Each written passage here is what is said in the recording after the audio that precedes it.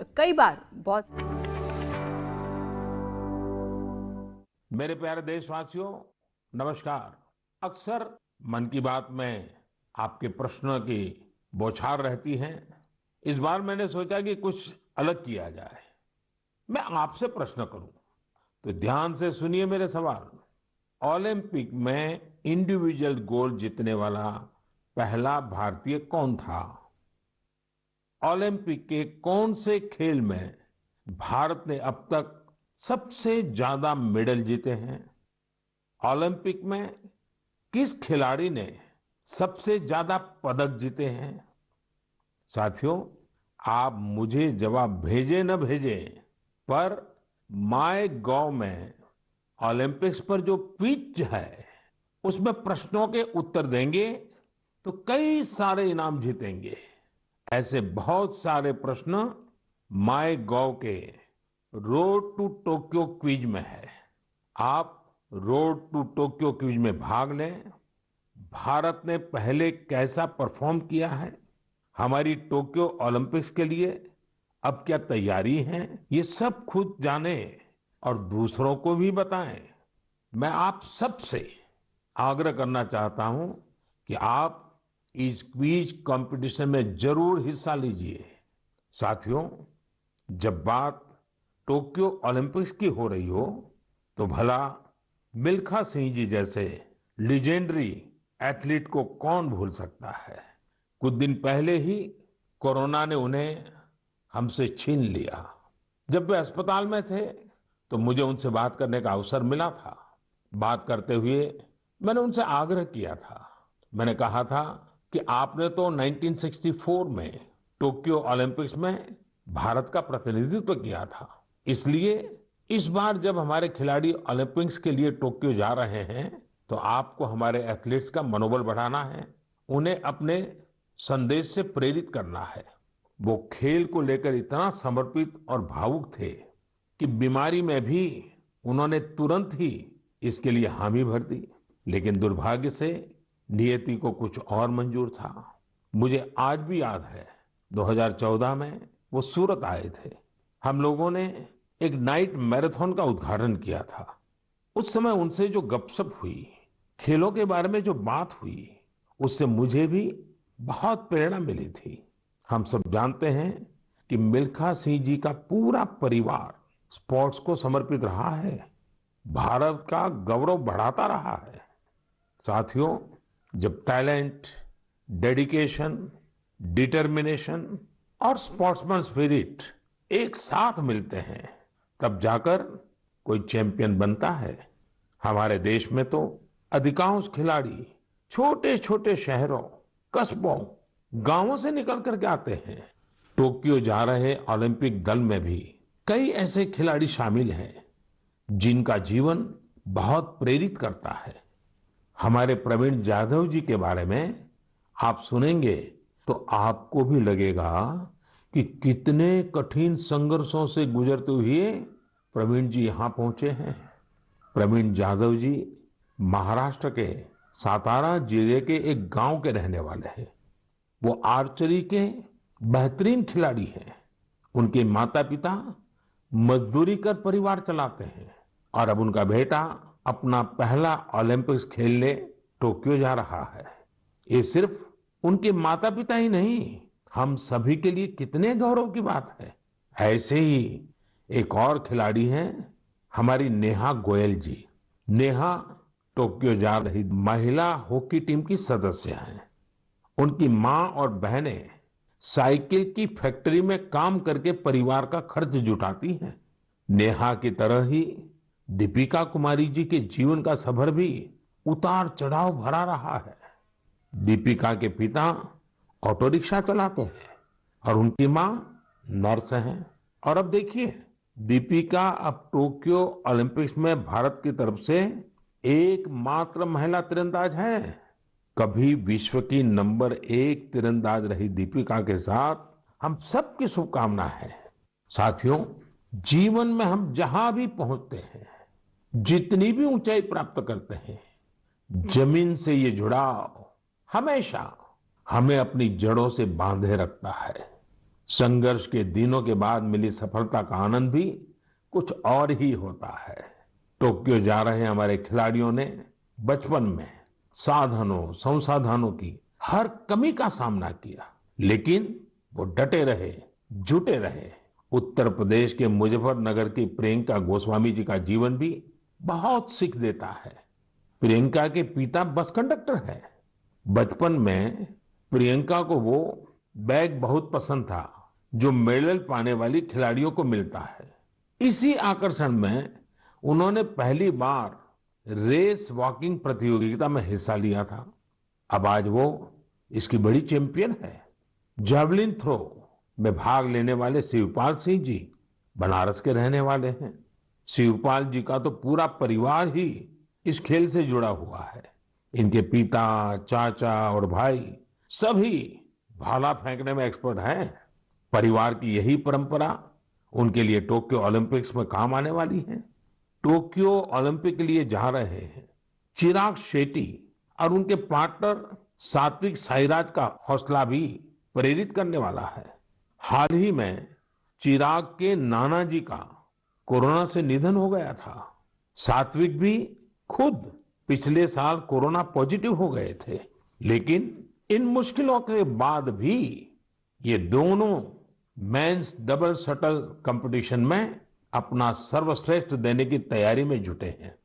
एक और खिलाड़ी से मैं आपका परिचय कराना चाहूंगा। यह है हरियाणा के भिवानी के मनीष कौशिक जी। मनीष जी खेती किसानी वाले परिवार से आते हैं। बचपन में खेतों में काम करते करते मनीष को बॉक्सिंग का शौक हो गया था।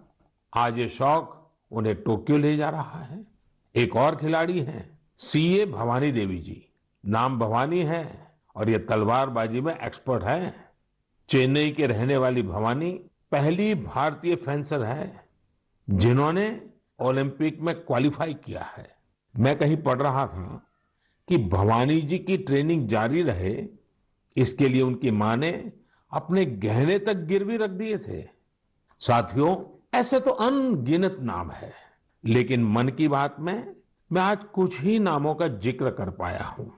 टोक्यो जा रहे हर खिलाड़ी का अपना संघर्ष रहा है, बरसों की मेहनत रही है।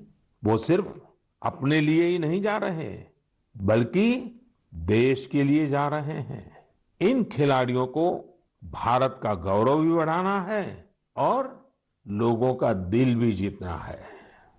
और इसलिए मेरे देशवासियों, में आपको भी एक सलाह देना चाहता हूं। हमें जाने अनजाने में भी हमारे इन खिलाड़ियों पर दबाव नहीं बनाना है, बल्कि खुले मन से इनका साथ देना है। हर खिलाड़ी का उत्साह बढ़ाना है। सोशल मीडिया पर आप हैशटैग चीयर फॉर इंडिया के साथ अपने इन खिलाड़ियों को शुभकामनाएं दे सकते हैं। आप कुछ और भी इनोवेटिव करना चाहें तो वो भी जरूर करें। अगर आपको कोई ऐसा आइडिया आता है जो हमारे खिलाड़ियों के लिए देश को मिलकर करना चाहिए, तो वो आप मुझे जरूर भेजिएगा। हम सब मिलकर टोक्यो जाने वाले अपने खिलाड़ियों को सपोर्ट करेंगे। Cheer for India, cheer for India, cheer for India. मेरे प्यारे देशवासियों, कोरोना के खिलाफ हम देशवासियों की लड़ाई जारी है, लेकिन इस लड़ाई में हम सब साथ मिलकर कई असाधारण मुकाम भी हासिल कर रहे हैं। अभी कुछ दिन पहले ही हमारे देश ने एक अभूतपूर्व काम किया है। 21 जून को वैक्सीन अभियान के अगले चरण की शुरुआत हुई और उसी दिन देश ने 86 लाख से ज्यादा लोगों को मुफ्त वैक्सीन लगाने का रिकॉर्ड भी बना दिया। और वो भी एक दिन में। इतनी बड़ी संख्या में भारत सरकार की तरफ से मुफ्त वैक्सीनेशन, और वो भी एक दिन में, स्वाभाविक है इसकी चर्चा भी खूब हुई है। साथियों, एक साल पहले सबके सामने सवाल था कि वैक्सीन कब आएगी। आज हम एक दिन में लाखों लोगों को मेड इन इंडिया वैक्सीन मुफ्त में लगा रहे हैं, और यही तो नए भारत की ताकत है। साथियों, वैक्सीन की सेफ्टी देश के हर नागरिक को मिले, हमें लगातार प्रयास करते रहना है। कई जगहों पर वैक्सीन हेजिटेंसी को खत्म करने के लिए कई संगठन सिविल सोसाइटी के लोग आगे आए हैं और सब मिलकर के बहुत अच्छा काम कर रहे हैं। चलिए हम भी आज एक गांव में चलते हैं और उन्हीं लोगों से बात करते हैं वैक्सीन के बारे में। मध्य प्रदेश के बैतूल जिले के डुलारिया गांव चलते हैं। हेलो। नमस्कार। नमस्ते जी। मेरा नाम राजेश हिरावे, ग्राम पंचायत डुलारिया, भीमपुर ब्लॉक। राजेश जी, मैंने फोन इसलिए किया कि मैं जानना चाहता था कि अभी आपके गांव में अब कोरोना की क्या स्थिति है। सर, यहाँ पे कोरोना की स्थिति तो अभी ऐसा कुछ नहीं है यहाँ। अभी लोग बीमार नहीं है। जी। गांव की जनसंख्या कितनी है, कितने लोग हैं गांव में? गांव में 462 पुरुष है और 332 महिलाएं है। अच्छा राजेश जी, आपने वैक्सीन ले ली क्या? नहीं सर, अभी नहीं लिया। अरे, क्यों नहीं लिया? सर जी, यहाँ पे कुछ लोगों ने कुछ व्हाट्सएपों पे ऐसा भ्रम डाल दिया गया कि उससे लोग भ्रमित हो गए सर जी। तो क्या आपके मन में भी डर है? जी, सब पूरे गांव में ऐसा भ्रम फैला दिया था सर। अरे रे रे, ये क्या बात की आपने।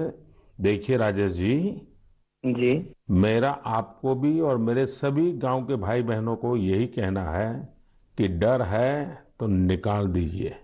जी। हमारे पूरे देश में 31 करोड़ से भी ज्यादा लोगों ने वैक्सीन का टीका लगवा लिया है।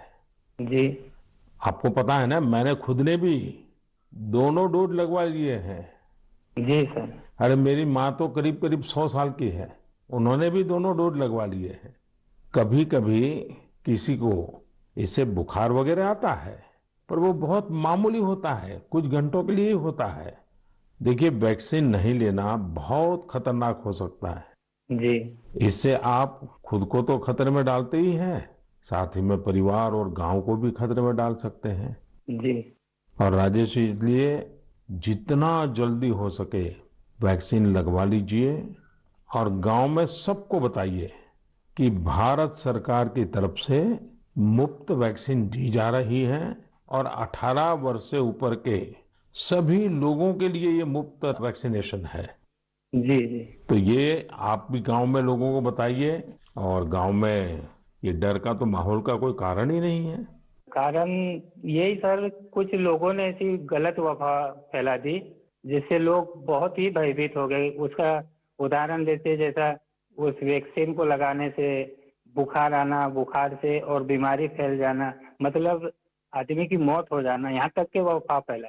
हो। देखिए, आज तो इतने रेडियो, इतने टीवी, इतनी सारी खबरें मिलती हैं और इसलिए लोगों को समझाना बहुत सरल हो जाता है। और देखिए, मैं आपको बताऊं, भारत के अनेक गांव ऐसे हैं जहां सभी लोग वैक्सीन लगवा चुके हैं, यानी गांव के 100% लोग। जैसे मैं आपको एक उदाहरण देता हूं। जी। कश्मीर में बांदीपुरा जिला है। इस बांदीपुरा जिले में एक व्यवन गांव के लोगों ने मिलकर 100%, 100% वैक्सीन का लक्ष्य बनाया और उसे पूरा भी कर दिया। आज कश्मीर के इस गांव के 18 साल से ऊपर के सभी लोग टीका लगवा चुके हैं। नागालैंड के भी 3 गांवों के बारे में मुझे पता चला कि वहां भी सभी लोगों ने 100%, 100% टीका लगवा लिया है। जी। जी। राजेश जी, आपको भी अपने गांव, अपने आसपास के गांव में ये बात पहुंचानी चाहिए। और आप भी जैसे कहते हैं, ये भ्रम है, बस ये भ्रम ही है। जी। जी। तो भ्रम का जवाब यही है कि आपको खुद को टीका लगा करके समझाना पड़ेगा सबको। करेंगे ना आप? जी सर। पक्का करेंगे? जी सर। जी सर, आपसे बात करने से मुझे ऐसा लगा कि मैं खुद भी टीका लगाऊंगा और लोगों को इसके बारे में आगे बढ़ाऊंगा। अच्छा, गांव में और भी कोई है जिनसे मैं बात कर सकता हूँ? जी है सर। कौन बात करेगा? हेलो सर, नमस्कार। नमस्ते जी, कौन बोल रहे हैं? मेरा नाम है किशोरीलाल दुर्वे। तो किशोरीलाल जी, अभी राजेश जी से बात हो रही थी जी सर। और वो तो बड़े दुखी होकर के भी बता रहे थे कि वैक्सीन को लेकर लोग अलग अलग बातें करते हैं। जी। आपने भी ऐसा सुना है क्या? हाँ, सुना तो हूँ सर वैसा। क्या सुना है? क्योंकि यह है सर, ये पास में महाराष्ट्र है, तो उधर से कुछ रिश्तेदारी से जुड़े लोग मतलब कुछ अफवाह फैलाते कि वैक्सीन लेने से लोग सब मर रहे हैं, कोई बीमार हो रहा है, इस तरह लोगों के पास ज्यादा भ्रम है सर, इसलिए नहीं ले रहे। नहीं, कहते हैं क्या है, अब कोरोना चला गया ऐसा कहते हैं, जी कोरोना से कुछ नहीं होता ऐसा कहते हैं। नहीं, कोरोना चला गया नहीं बोलते सर, कोरोना तो है बोलते, लेकिन वैक्सीन जो लेते हैं उससे मतलब बीमारी हो रहे और मर रहे, ये स्थिति बताते सर वो। अच्छा, वैक्सीन के कारण मर रहे हैं। अपना क्षेत्र आदिवासी क्षेत्र है सर, ऐसे भी लोग इसमें जल्दी डरते हैं, जो भ्रम फैला देते, इस कारण से मतलब लोग नहीं ले रहे सर वैक्सीन। देखिए किशोरलाल जी, यहाँ ये सर। अफवाहें फैलाने वाले लोग तो अफवाहें फैलाते रहेंगे। जी हमें तो जिंदगी बचानी है, अपने गांव वालों को बचाना है, अपने देशवासियों को बचाना है। और ये अगर कोई कहता है कि कोरोना चला गया, तो ये भ्रम में मत रहिए। जी ये बीमारी ऐसी है, ये बहुरूपिये वाली है। जी सर। वो रूप बदलती है, नए नए रंग रूप करके पहुंच जाती है। जी और उसमें बचने के लिए हमारे पास दो रास्ते हैं। एक तो कोरोना के लिए जो प्रोटोकॉल बना है, मास्क पहनना, साबुन से बार बार हाथ धोना, दूरी बनाए रखना।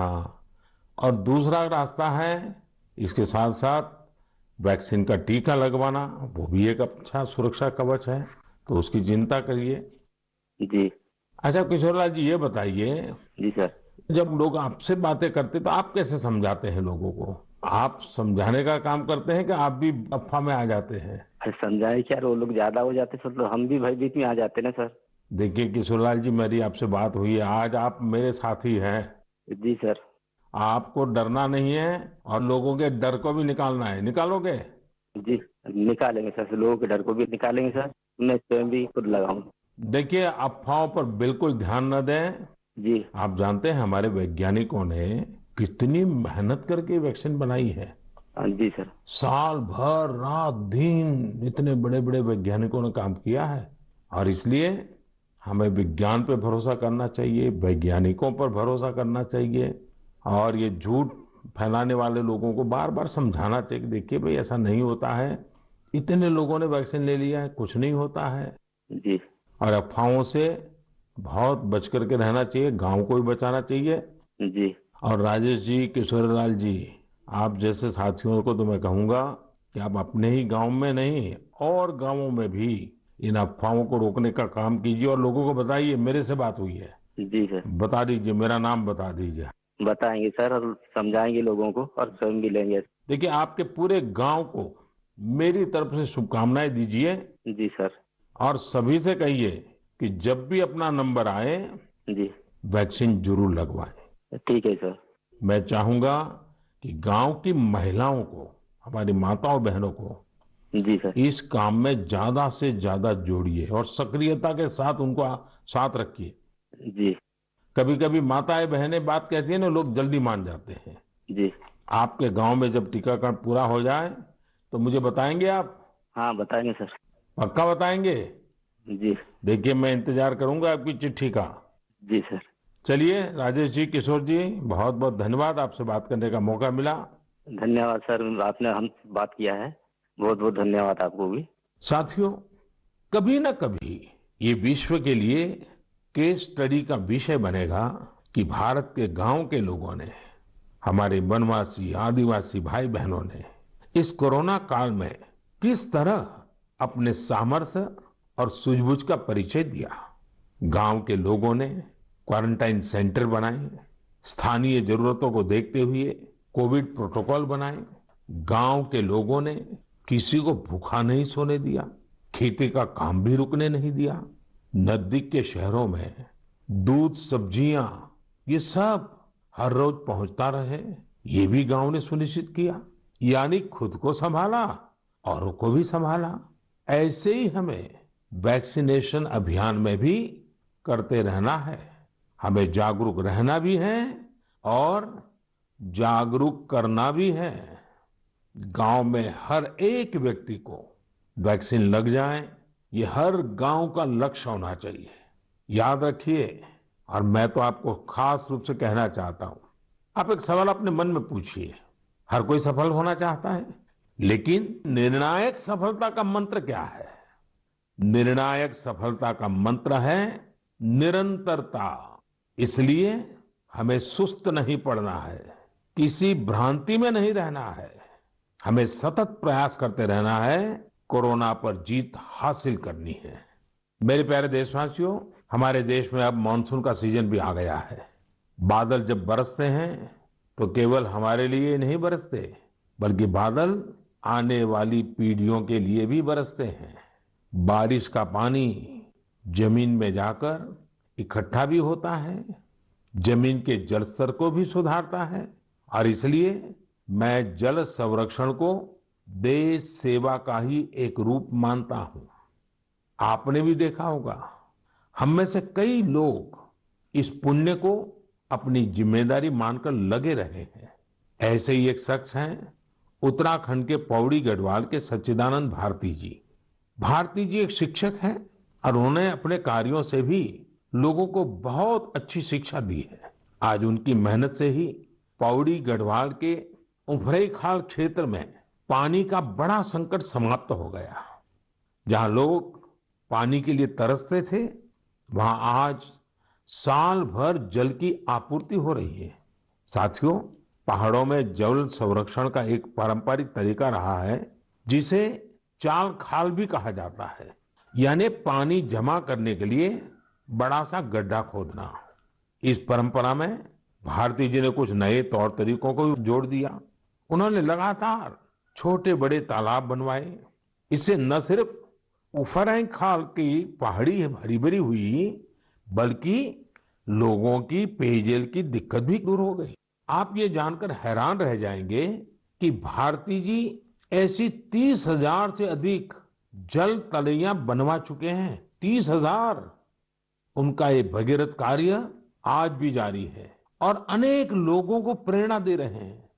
साथियों, इसी तरह यूपी के बांदा जिले में अंधाव गांव के लोगों ने भी एक अलग ही तरह का प्रयास किया है। उन्होंने अपने अभियान को बड़ा ही दिलचस्प नाम दिया है, खेत का पानी खेत में, गांव का पानी गांव में। इस अभियान के तहत गांव के कई 100 बीघे खेतों में ऊंची ऊंची मेड़ बनाई गई है। इससे बारिश का पानी खेत में इकट्ठा होने लगा और जमीन में जाने लगा। अब ये सब लोग खेतों की मेड़ पर पेड़ लगाने की भी योजना बना रहे हैं। यानी अब किसानों को पानी, पेड़ और पैसा तीनों मिलेगा।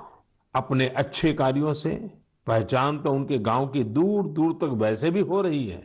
साथियों, इन सभी से प्रेरणा लेते हुए हम अपने आसपास जिस भी तरह से पानी बचा सकते हैं, हमें बचाना चाहिए। मानसून के इस महत्वपूर्ण समय को हमें गंवाना नहीं है। मेरे प्यारे देशवासियों, हमारे शास्त्रों में कहा गया है, नास्ति मूलम अनौषधम, अर्थात पृथ्वी पर ऐसी कोई वनस्पति नहीं है जिसमें कोई न कोई औषधीय गुण न हो। हमारे आसपास ऐसे कितने ही पेड़ पौधे होते हैं जिनमें अद्भुत गुण होते हैं, लेकिन कई बार हमें उनके बारे में पता ही नहीं होता। मुझे नैनीताल से एक साथी भाई परितोष ने इस विषय पर एक पत्र भेजा है। उन्होंने लिखा है कि उन्हें गिलोय और दूसरी कई वनस्पतियों के इतने चमत्कारी मेडिकल गुणों के बारे में कोरोना आने के बाद ही पता चला। परितोष ने मुझे आग्रह भी किया है कि मैं मन की बात के सभी श्रोताओं से कहूं कि आप अपने आसपास की वनस्पतियों के बारे में जानिए और दूसरों को भी बताइए। वास्तव में ये तो हमारी सदियों पुरानी विरासत है, जिसे हमें ही संजोना है। इसी दिशा में मध्य प्रदेश के सतना के एक साथी हैं श्रीमान रामलोटन कुशवाहा जी। उन्होंने बहुत ही सराहनीय काम किया है। रामलोटन जी ने अपने खेत में एक देशी म्यूजियम बनाया है। इस म्यूजियम में उन्होंने सैकड़ों औषधीय पौधों और बीजों का संग्रह किया है। इन्हें वो दूर सुदूर क्षेत्रों से यहाँ लेकर आए हैं। इसके अलावा वो हर साल कई तरह की भारतीय सब्जियां भी उगाते हैं। रामलोटन जी की इस बगिया, इस देशी म्यूजियम को लोग देखने भी आते हैं और उससे बहुत कुछ सीखते भी हैं। वाकई एक बहुत अच्छा प्रयोग है जिसे देश के अलग अलग क्षेत्रों में दोहराया जा सकता है। मैं चाहूंगा आप में से जो लोग इस तरह का प्रयास कर सकते हैं वो जरूर करें। इससे आपकी आय के नए साधन भी खुल सकते हैं। एक लाभ ये भी होगा कि स्थानीय वनस्पतियों के माध्यम से आपके क्षेत्र की पहचान भी बढ़ेगी। मेरे प्यारे देशवासियों, अब से कुछ दिनों बाद 1 जुलाई को हम नेशनल डॉक्टर्स डे मनाएंगे। ये दिन देश के महान चिकित्सक और स्टेट्समैन डॉक्टर बीसी राय की जन्म जयंती को समर्पित है। कोरोना काल में डॉक्टर्स के योगदान के हम सब आभारी हैं। हमारे डॉक्टर्स ने अपनी जान की परवाह न करते हुए हमारी सेवा की है। इसलिए इस बार नेशनल डॉक्टर्स डे और भी खास हो जाता है। साथियों, मेडिसिन की दुनिया के सबसे सम्मानित लोगों में से एक हिपोक्रेट्स ने कहा था, wherever the art of medicine is loved, there is also a love of humanity. यानी जहां आर्ट ऑफ मेडिसिन के लिए प्रेम होता है, वहां मानवता के लिए भी प्रेम होता है। डॉक्टर्स इसी प्रेम की शक्ति से ही हमारी सेवा कर पाते हैं। इसलिए हमारा ये दायित्व है कि हम उतने ही प्रेम से उनका धन्यवाद करें, उनका हौसला बढ़ाएं। वैसे हमारे देश में कई लोग ऐसे भी हैं जो डॉक्टर्स की मदद के लिए आगे बढ़कर काम करते हैं। श्रीनगर से एक ऐसे ही प्रयास के बारे में मुझे पता चला। यहाँ डल झील में एक बोट एम्बुलेंस सर्विस की शुरुआत की गई। इस सेवा को श्रीनगर के तारिक अहमद पटलू जी ने शुरू किया, जो एक हाउस बोट ओनर है। उन्होंने खुद भी कोविड-19 से जंग लड़ी है और इसी से उन्हें एम्बुलेंस सर्विस शुरू करने के लिए प्रेरित किया। उनकी इस एम्बुलेंस से लोगों को जागरूक करने का अभियान भी चल रहा है। वो लगातार एम्बुलेंस से अनाउंसमेंट भी कर रहे हैं। कोशिश यही है कि लोग मास्क पहनने से लेकर दूसरी हर जरूरी सावधानी बरतें। साथियों, डॉक्टर्स डे के साथ ही 1 जुलाई को चार्टर्ड अकाउंटेंट्स डे भी मनाया जाता है। मैंने कुछ वर्ष पहले देश के चार्टर्ड अकाउंटेंट्स से ग्लोबल लेवल की भारतीय ऑडिट फर्म्स का उपहार मांगा था। आज मैं उन्हें इसकी याद दिलाना चाहता हूँ।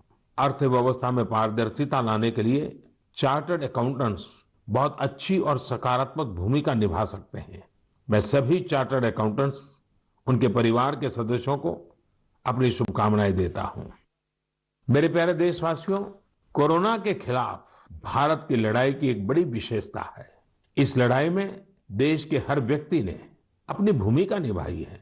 मैंने मन की बात में अक्सर इसका जिक्र किया है, लेकिन कुछ लोगों को शिकायत भी रहती है कि उनके बारे में उतनी बात नहीं हो पाती है। अनेक लोग, चाहे बैंक स्टाफ हो, टीचर्स हो, छोटे व्यापारी या दुकानदार हो, दुकानों में काम करने वाले लोग हों, रेहड़ी पटरी वाले भाई बहन हो, सिक्योरिटी वॉचमैन या फिर पोस्टमैन और पोस्ट ऑफिस के कर्मचारी, दरअसल यह लिस्ट बहुत ही लंबी है और हर किसी ने अपनी भूमिका निभाई है। शासन प्रशासन में भी कितने ही लोग अलग अलग स्तर पर जुटे रहे हैं। साथियों, आपने संभवतः भारत सरकार में सचिव रहे गुरुप्रसाद महापात्र जी का नाम सुना होगा। मैं आज मन की बात में उनका जिक्र भी करना चाहता हूँ। गुरुप्रसाद जी को कोरोना हो गया था। वो अस्पताल में भर्ती थे और अपना कर्तव्य भी निभा रहे थे। देश में ऑक्सीजन का उत्पादन बढ़े, दूर सुदूर इलाकों तक ऑक्सीजन पहुंचे, इसके लिए उन्होंने दिन रात काम किया। एक तरफ कोर्ट कचहरी का चक्कर, मीडिया का प्रेशर, एक साथ कई मोर्चों पर वो लड़ते रहे। बीमारी के दौरान उन्होंने काम करना बंद नहीं किया। मना करने के बाद भी वो जीत करके ऑक्सीजन पर होने वाली वीडियो कॉन्फ्रेंस में भी शामिल हो जाते थे। देशवासियों की इतनी चिंता थी उन्हें, वो अस्पताल के बेड पर खुद की परवाह किए बिना देश के लोगों तक ऑक्सीजन पहुंचाने के लिए इंतजाम में जुटे रहे। हम सबके लिए दुखद है कि इस कर्मयोगी को भी देश ने खो दिया है। कोरोना ने उन्हें हमसे छीन लिया है। ऐसे अनगिनत लोग हैं जिनकी चर्चा कभी हो नहीं पाई। ऐसे हर व्यक्ति को हमारी श्रद्धांजलि यही होगी कि हम कोविड प्रोटोकॉल का पूरी तरह पालन करें, वैक्सीन जरूर लगवाएं। मेरे प्यारे देशवासियों, मन की बात की सबसे अच्छी बात यह है कि इसमें मुझसे ज्यादा आप सबका योगदान रहता है। अभी मैंने माय गॉव में एक पोस्ट देखी जो चेन्नई के थिरु आर गुरुप्रसाद जी की है। उन्होंने जो लिखा है वो जानकर आपको भी अच्छा लगेगा। उन्होंने लिखा है कि वो मन की बात प्रोग्राम के रेगुलर लिसनर है। गुरु प्रसाद जी की पोस्ट से अब मैं कुछ पंक्तियां कोट कर रहा हूं। उन्होंने लिखा है, जब भी आप तमिलनाडु के बारे में बात करते हैं तो मेरा इंटरेस्ट और भी बढ़ जाता है। आपने तमिल भाषा और तमिल संस्कृति की महानता, तमिल त्योहारों और तमिलनाडु के प्रमुख स्थानों की चर्चा की है। गुरु प्रसाद जी आगे लिखते हैं कि मन की बात में मैंने तमिलनाडु के लोगों की उपलब्धियों के बारे में भी कई बार बताया है। थिरुकुरल के प्रति आपके प्यार और थिरुवल्लुवर जी के प्रति आपके आदर का तो कहना ही क्या। इसलिए मैंने मन की बात में आपने जो कुछ भी तमिलनाडु के बारे में बोला है उन सबको संकलित कर एक ई बुक तैयार की है। क्या आप इस ई बुक को लेकर कुछ बोलेंगे और इसे नमो ऐप पर भी रिलीज करेंगे? धन्यवाद। ये मैं गुरु प्रसाद जी का पत्र आपके सामने पढ़ रहा था। गुरु प्रसाद जी, आपकी ये पोस्ट पढ़कर बहुत आनंद आया। अब आप अपनी ई बुक में एक और पेज जोड़ दीजिए। नान तमिल कला चाराक्तिन पेरिय अभिमानी, नान उलगतलय पलमयान तमिल मोलियन पेरिय अभिमानी। उच्चारण का दोष अवश्य होगा, लेकिन मेरा प्रयास और मेरा प्रेम कभी भी कम नहीं होगा। जो तमिल भाषी नहीं है उन्हें मैं बताना चाहता हूं, गुरु प्रसाद जी को मैंने कहा है, मैं तमिल संस्कृति का बहुत बड़ा प्रशंसक हूं। मैं दुनिया की सबसे पुरानी भाषा तमिल का बड़ा प्रशंसक हूं। साथियों, हर हिंदुस्तानी को विश्व की सबसे पुरातन भाषा हमारे देश की है, इसका गुणगान करना ही चाहिए, उस पर गर्व महसूस करना चाहिए। मैं भी तमिल को लेकर बहुत गर्व करता हूं। गुरु प्रसाद जी, आपका ये प्रयास मेरे लिए एक नई दृष्टि देने वाला है, क्योंकि मैं मन की बात करता हूं तो सहज सरल तरीके से अपनी बात रखता हूं। मुझे नहीं मालूम था कि इसका ये भी एक एलिमेंट था।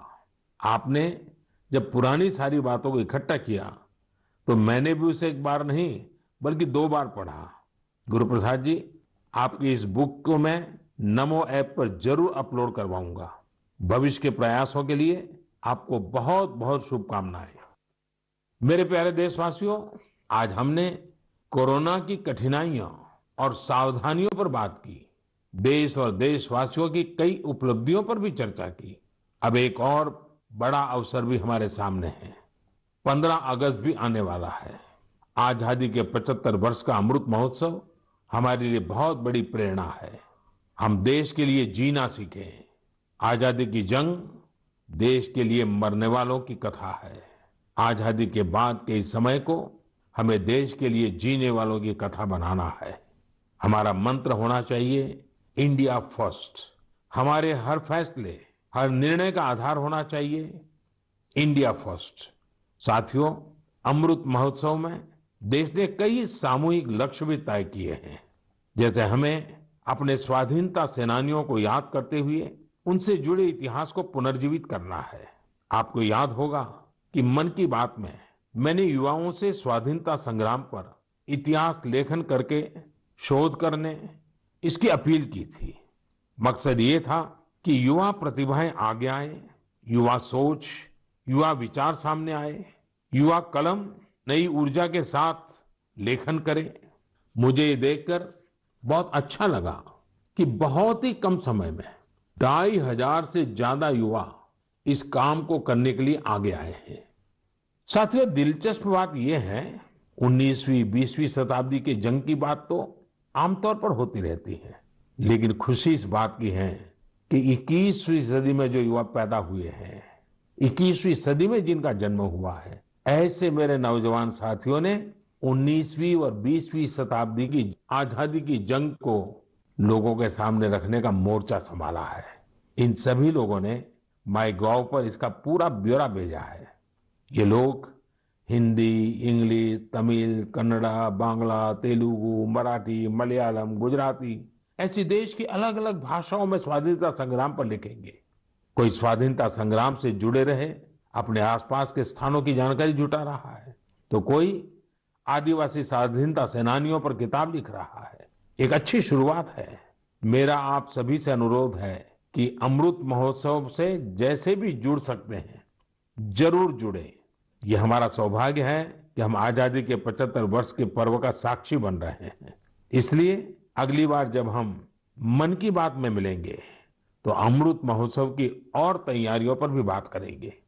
आप सब स्वस्थ रहिए, कोरोना से जुड़े नियमों का पालन करते हुए आगे बढ़िए। अपने नए नए प्रयासों से देश को ऐसे ही गति देते रहिए। इन्हीं शुभकामनाओं के साथ बहुत बहुत धन्यवाद।